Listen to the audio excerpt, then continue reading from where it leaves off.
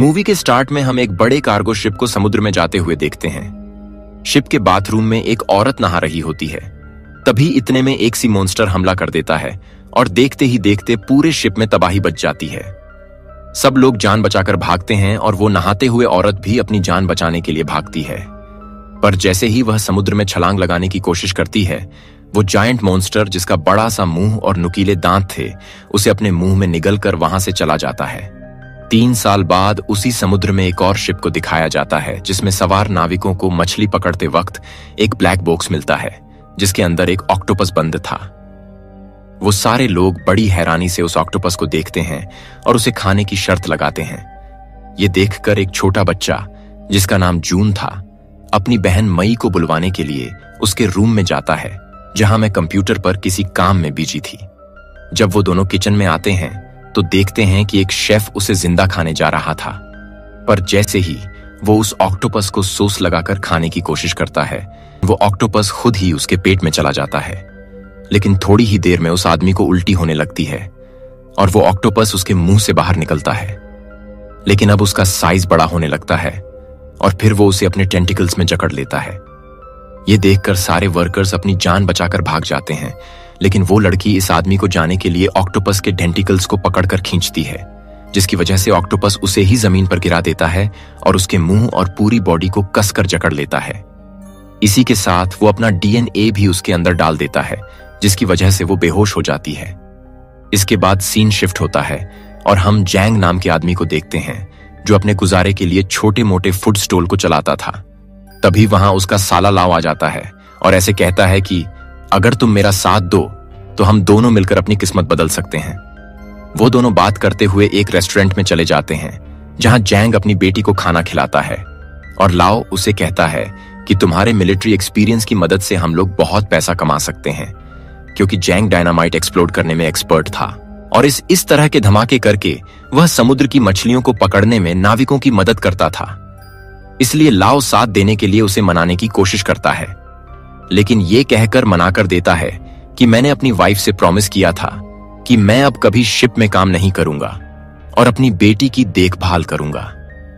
लेकिन तभी उसकी बेटी को खांसी होने लगती है और वो लोग उसे गाड़ी में बिठाकर जल्दी से हॉस्पिटल के लिए निकलते हैं। दरअसल उसकी बेटी को एक गंभीर बीमारी थी, लेकिन पैसों की दिक्कत के कारण वो अपनी बेटी का इलाज नहीं करा पा रहा था।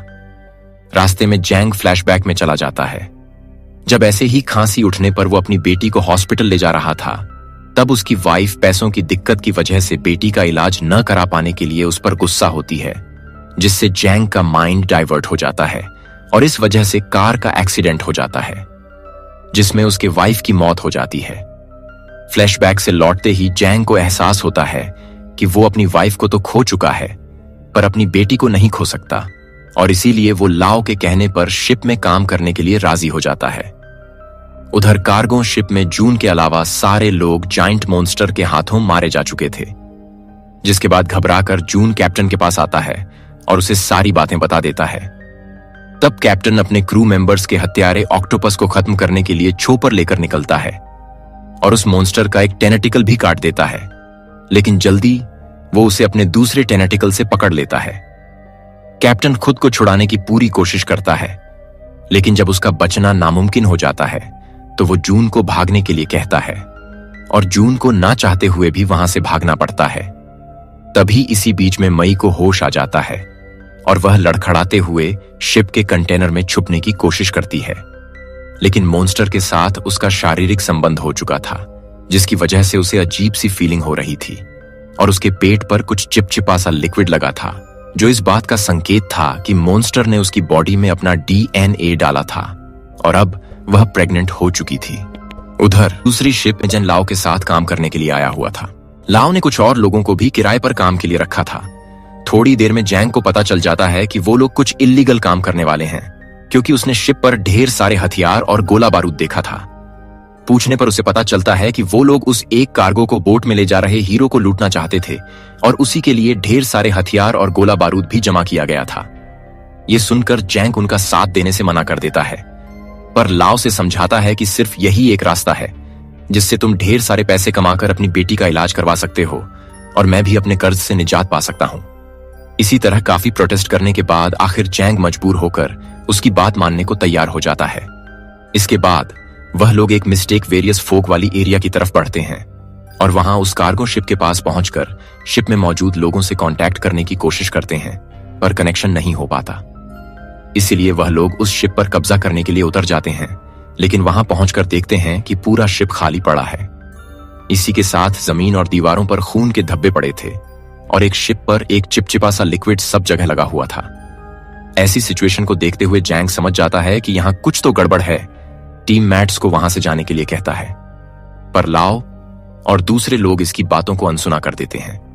वो लोग होल से होते हुए कंट्रोल रूम की तरफ बढ़ते हैं। बाहर डेक पर बैठे हुए 2 गार्ड आपस में बातें कर रहे थे, जिनमें से एक गार्ड मछली काट रहा था जबकि दूसरा आराम से सिगरेट पी रहा था। फिर जैसे ही पहले वाले गार्ड की नजर दूसरे गार्ड के पीछे टेंटिकल्स वाले मॉन्स्टर पर पड़ती है, वो जोर से चीखने लगता है। इसके बाद वो आदमी घूमकर देखता है तो पहला गार्ड गायब हो चुका था और तभी उसकी नजर मॉन्स्टर पर पड़ती है, जो पहले गार्ड को अपने टेंटिकल्स में पकड़कर खाने जा रहा था। ये देखकर वह डर के मारे भागने लगता है, पर मॉन्स्टर उसे भी अपने टेंटिकल्स में जकड़कर मार डालता है। उधर लाओ जैंग और अपने साथियों को स्प्लिट कर देता है ताकि वह लोग ज्यादा से ज्यादा जगह की तलाशी ले सके। इस बीच मई भी कंटेनर से निकल आती है, पर जैसे ही उसे लोगों के पैरों की आहट सुनाई देती है, वो फिर से छिपने की कोशिश करती है, लेकिन वो लोग उसे ढूंढ लेते हैं और उसे गन पॉइंट पर लेकर ये जानकारी लेने की कोशिश करते हैं कि वो हीरा कहां रखा है। जिसके बाद वो उन्हें मॉन्स्टर के बारे में बताती है, लेकिन कोई उसकी बात पर विश्वास नहीं करता और उसे हीरा ढूंढने में मदद करने के लिए फोर्स करते हैं। बचने का रास्ता न देखकर वो उन्हें उस जगह पर ले जाती है जहां हीरा रखा हुआ था, लेकिन उसे खोलने के लिए पासवर्ड कार्ड की जरूरत थी। इसलिए सब लोग मिलकर कार्ड ढूंढने की कोशिश कर रहे हैं, पर वो कहीं भी नहीं मिलता। तब उन सबको लगता है कि मई उन्हें बेवकूफ बना रही है। इसी बीच एक छोटे कंटेनर के अंदर से आवाज आती है और वो लोग उसे खोलकर देखते हैं। उसके अंदर उन्हें जून मिलता है। वो लोग उसे अपने कब्जे में लेकर मई को ब्लैकमेल करते हैं ताकि वो कोई चालाकी न दिखा सके और हीरा ढूंढकर उनके हवाले कर दे। उधर जैंग और उसके साथी चारों तरफ ढूंढते हुए किचन तक पहुंच जाते हैं, जहां उन्हें ढेर सारा चिपचिपा लिक्विड दिखाई देता है। तभी उन्हें लाओ की आवाज आती है और वो लोग वापस नेविगेशन रूम में जाने वाले होते हैं, पर तभी उन्हें मॉन्स्टर दिखाई देता है, जो उनके एक साथी को नुकीले दांतों वाले टेंटिकल्स में पकड़कर सीलिंग के ऊपर उठा लेता है। यह देखकर वह सब लोग लगातार फायरिंग करने लगते हैं, पर उनकी फायरिंग का उस पर कोई असर नहीं होता। तब जेंग एक जलते हुए मशाल की लपटों से डराकर उसे भगा देता है। इसके बाद वो सब तेजी से वहां से निकलने लगते हैं, पर उनके सामने फिर से मॉन्स्टर आ जाता है और उन्हें रास्ता बदलकर दूसरी तरफ से भागना पड़ता है। लेकिन मॉन्स्टर उन्हें वहां भी घेर लेता है और दौड़ते समय उनका एक साथी लड़खड़ाकर गिर जाता है, जिसे मॉन्स्टर अपने टेंटिकल्स से पकड़कर अपनी तरफ खींच लेता है। मौके का फायदा उठाकर बाकी लोग अपनी जान बचाकर वहां से निकल जाते हैं। डेंगू से बचाने की कोशिश करता है, पर वो पूरी तरह से मॉन्स्टर के कब्जे में आ चुका था, इसलिए मजबूरन उसे वहां छोड़कर जाना पड़ता है। अब सभी लोग लाओ के पास आकर उसे पूरी घटना बताते हैं। मई भी उसे मॉन्स्टर वाली बात पर यकीन दिलाने की कोशिश करती है, पर लाओ को किसी की बात पर विश्वास नहीं होता है। अभी वो सब लोग आपस में बहस कर ही रहे थे कि इतने में उन सबको ग्लास विंडो के बाहर फिर से वो जाइंट मॉन्स्टर दिखाई देता है, जिसके टेंटिकल्स चारों तरफ से उन सबको घेरे हुए थे। सब लोग पैनिक हो जाते हैं और इसी घबराहट में उनका एक साथी मॉन्स्टर को मारने के लिए गोली चला देता है, जिससे ग्लास विंडो टूट जाता है और उस होल को तोड़ते हुए मॉन्स्टर का एक टेंटिकल अंदर आ जाता है और उनमें से एक को पकड़कर ऊपर उठा लेता है। सब लोग एक साथ फायर करना शुरू कर देते हैं, पर मॉन्स्टर पर इन सब का कोई असर नहीं होता। इसलिए आखिरकार जैंग एक फायर गन से डायरेक्ट उसके मुंह पर फायर करता है, जिससे सब लोगों को वहां से भागने का मौका मिल जाता है। लेकिन भागते ही वह जून लड़खड़ाकर गिर जाता है। ठीक उसी वक्त मॉन्स्टर वहां पहुंच जाता है, लेकिन मई जून को अपनी गोद में छुपा लेती है और मॉन्स्टर मई को टच किए बिना आगे चला जाता है। इसी बीच जैंग एक कुल्हाड़ी लेकर टेंटिकल्स पर अटैक करता है, जिससे मॉन्स्टर पीछे हट जाता है और बाकी लोग वहां से सेफली निकलकर कार्गो एरिया में पहुंच जाते हैं। लेकिन लाओ वहां से हीरे लिए बिना जाने को तैयार नहीं था, इसलिए वह मई को लोकर खोलने के लिए कहता है।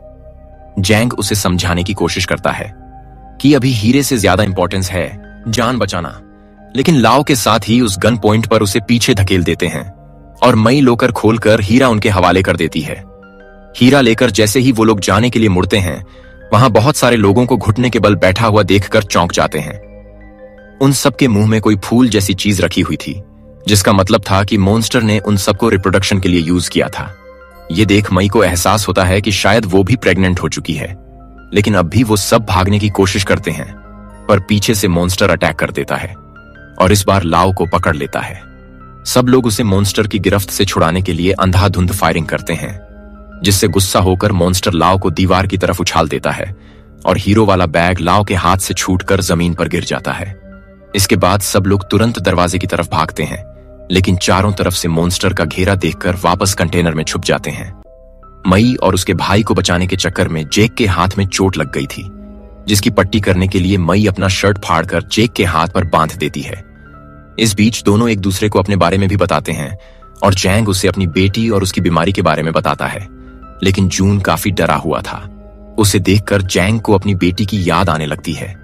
इसी बीच लाओ का फोन आता है और वह जैंग को हीरो वाला बैग लाने के लिए कहता है, जो भगदड़ में वहीं छूट गया था। इसके बाद जैंग हीरा लाने के लिए जाता है, लेकिन मॉन्स्टर उसके सामने था। उसे रोकने के लिए सब लोग उस पर फायरिंग करते हैं, जिससे जैंग को बैग उठाने का मौका मिल जाता है। अब वो जून को अपनी गोद में लेकर मई के साथ वहां से निकल जाता है, लेकिन इसी बीच मॉन्स्टर उनके एक साथी को मार डालता है।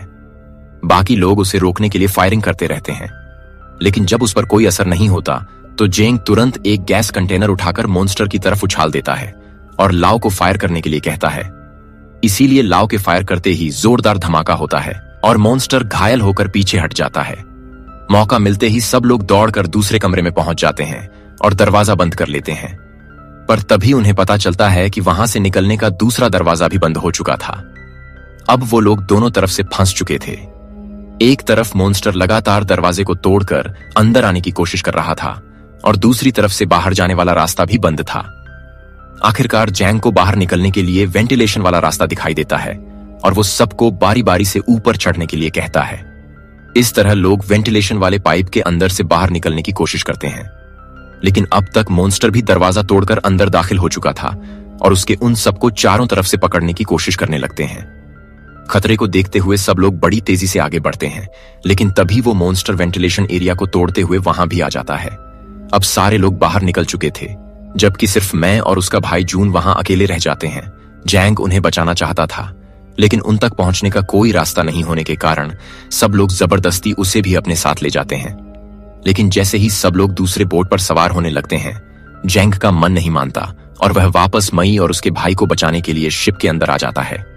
उधर बोट में पहुंचते ही लाओ के साथ ही हीरा हड़पने के लिए उसे जान से मारने की प्लानिंग करते हैं और एक भारी और जान से उसके सिर के पिछले हिस्से पर वार करते हैं, जिससे वह गिरकर बेहोश हो जाता है।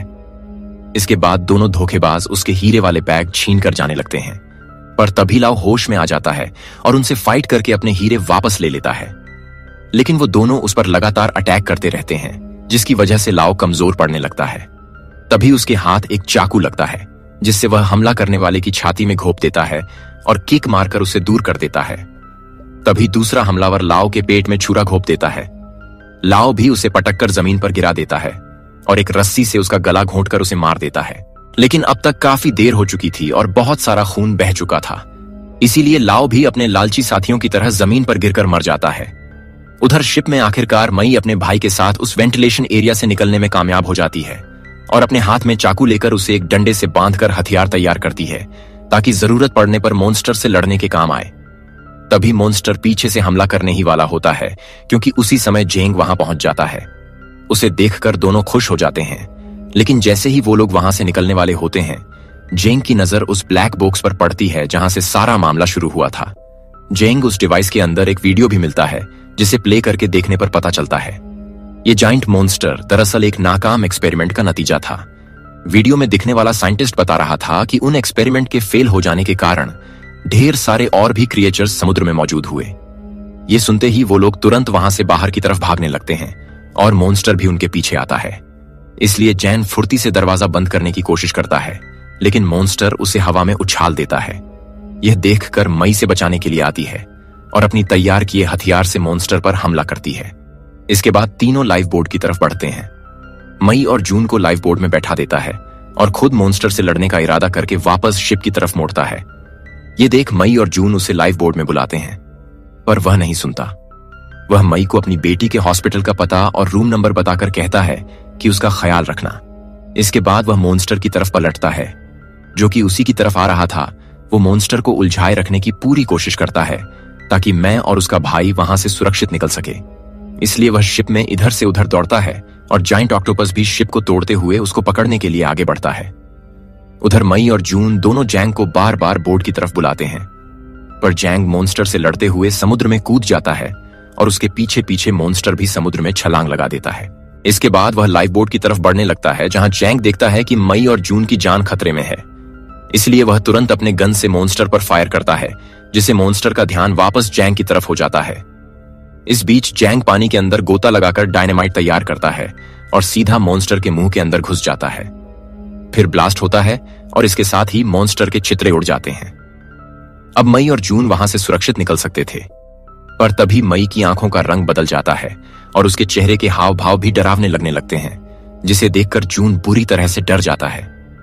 मई नोटिस करती है कि उसके पेट के उस हिस्से में जहां चिपचिपा सा लिक्विड लगा था, उस जगह से कोई चीज बाहर निकलने की कोशिश कर रही है और यहां पर मूवी का दी एंड हो जाता है। लौटूंगा ऐसी ही शानदार कहानी के साथ। कहानी अच्छी लगी हो तो वीडियो को लाइक करे, सब्सक्राइब करे और अपने दोस्तों के साथ शेयर करना ना भूले। मिलते हैं नेक्स्ट वीडियो में। धन्यवाद।